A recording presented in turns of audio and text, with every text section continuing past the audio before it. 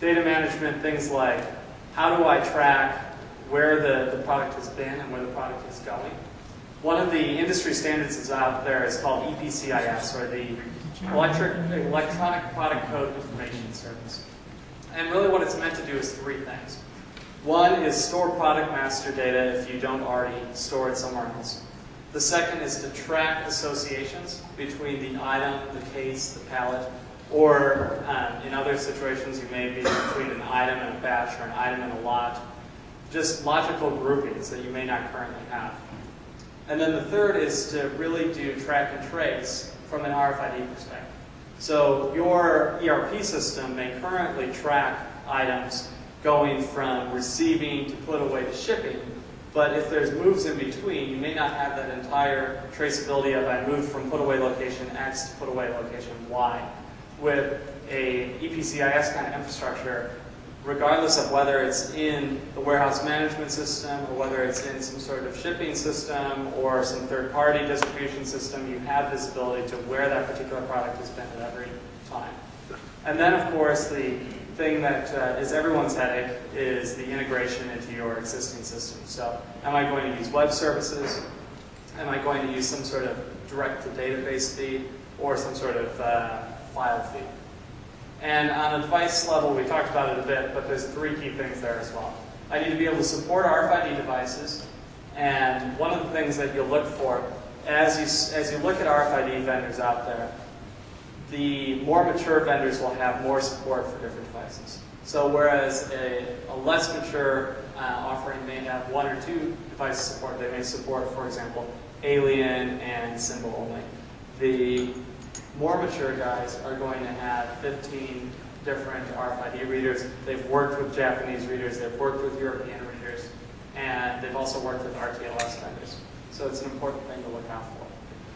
From a filtering perspective, again, you want to have the ability to not only change 100 reads into one, but do things like filter for items only, filter for pallets only, filter for kits only, or filter over a specific time window. So if it's between X time and Y time, I want to report the event one way, and if it's between Y time and Z time, put it another way. And finally, location abstraction. So you're going to find that you currently have pallet locations or buildings or sites.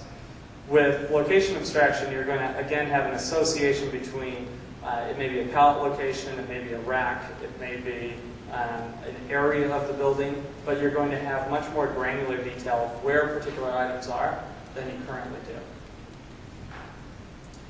So now that we've talked a little bit about what the full capability set is of any given middleware, what we should do is talk about where the different RFID middleware vendors came from and how they're going to start to fill out that functional stack. There's really four key places where they've come from. And if you notice on this chart, you'll see that under device control, I've put actual hardware vendors in. We'll get to why that is later. But if we leave the device vendors out of the mix for right now, there's really three areas. You have those who started with some sort of workflow or big sort of back-end system. They're already used to doing some sort of business function. And what you'll tend to find with these guys is they already have an install base. They're selling into their install base in RFID capability. Their RFID capability tends to be fairly limited because what they want to do is put you in the pre-canned solution that is their particular RFID solution attached to, for example, Manhattan or Provia or whatever it might be, Red Prairie. And that drives the decisions they make. So if you decide you want to create really new and exotic workflows, it's going to be difficult and it's going to require a lot of custom coding to get those guys running. Now, so there's the ERP sides of the world, but the second aspect of that are the solution provider vendors. So these are folks like OutSystems who have no existing system base, no back-end system base, but what they're doing instead is providing a new function.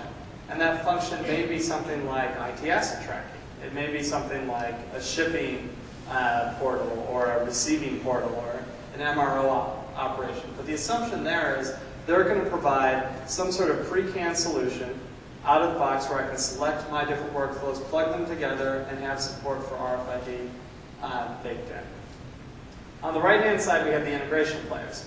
Now, you'll notice there's BEA, IBM, and Oracle. And as we all know, Oracle acquired BEA. And Oracle has also dumped both BEAs and their own RFID middleware. So what this has created is really a situation where these vendors have had a really tough time penetrating the market because they tend to be focused on linking together a bunch of large back-end systems and tend to not be so good at dealing with devices and other sorts of controls on the edge. So what this ends up doing is it locks you into a situation where you've got to create a whole lot of custom code. And that can be very, very expensive, and it requires a very large undertaking. Now, IBM is a very large company, and they have a large installed base, and there's customers who have, for example, WebSphere installed. And it makes sense if they're used to developing applications on WebSphere to developing more applications on WebSphere. It's a harder sell for someone who doesn't have any footprint at all with IBM to go to the IBM kind of footprint and go through a custom coding kind of operation.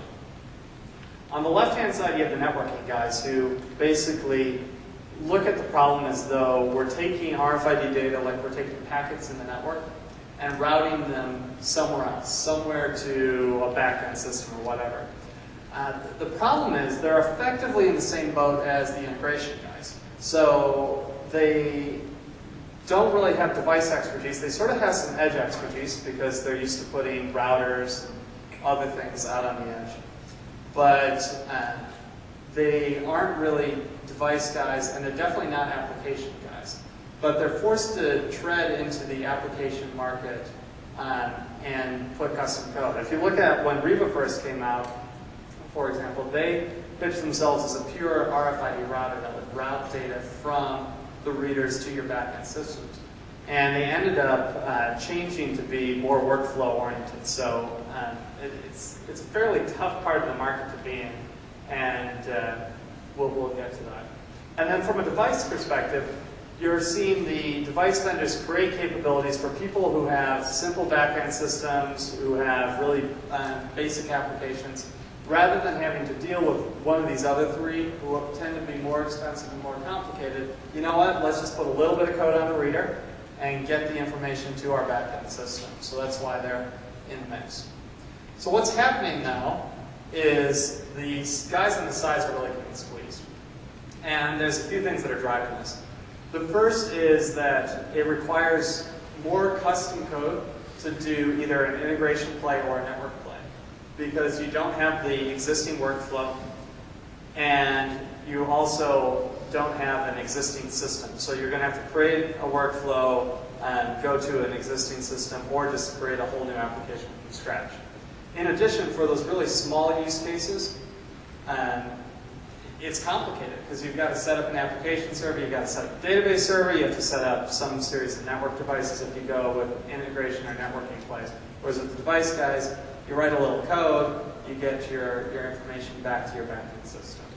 So what you're starting to see is both of these network and integration guys starting to move towards the workflow. Like we had mentioned earlier, Riva, for example, is trying to move to workflow, although they're having a very difficult time. They've taken some additional financing. And what you're seeing is Cisco, for example, is sort of the networking equivalent of IBM. So Cisco is being successful in the space. They're pouring a lot of money into the space. It's not necessarily easy to implement with the Cisco series of things like AOS, but they have a very strong base. And IBM is still definitely in there and strong on the integration side, but they're trying to create solutions and trying to create pre-canned workflows that they can sell to their mass base. Because what you'll